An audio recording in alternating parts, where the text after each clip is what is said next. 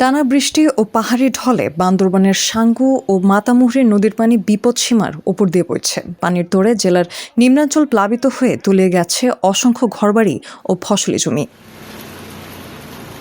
কেরানীহাট বান্দরবান সড়ক তলিয়ে যাওয়ায় সারা দেশের সঙ্গে বান্দরবানের সরাসরি সড়ক যোগাযোগ বিচ্ছিন্ন হয়ে পড়েছে। এছাড়া পানির তোড়ে রাবার ড্যাম ভেঙে বান্দরবান রাঙামাটি সড়ক ধসে গেছে এবং বিভিন্ন অভ্যন্তরীণ রাস্তা ও সেতু ক্ষতিগ্রস্ত হয়েছে। বিদ্যুৎ ও মোবাইল নেটওয়ার্ক না থাকায় মানুষের দুর্ভোগ চরমে পৌঁছেছে। আজকে সকালে পর্যন্ত এখানে প্রায় 4 ফিট পানি ঢুকে গেছে। এখন আগে যেগুলো ভালো ছিল যেগুলো ঘরে পানি ঢুকে নাই এই সময় এখন অনেক ঘরে বাড়িতে পানি ঢুকে সবাই এখন বন্যায় জেলায় প্রায় 2 লাখ মানুষ ক্ষতিগ্রস্ত হয়েছে। প্রশাসনের প্রস্তুত করা 220টি আশ্রয় কেন্দ্রের মধ্যে 65টিতে ইতোমধ্যে 4000-এর বেশি মানুষ আশ্রয় নিয়েছেন।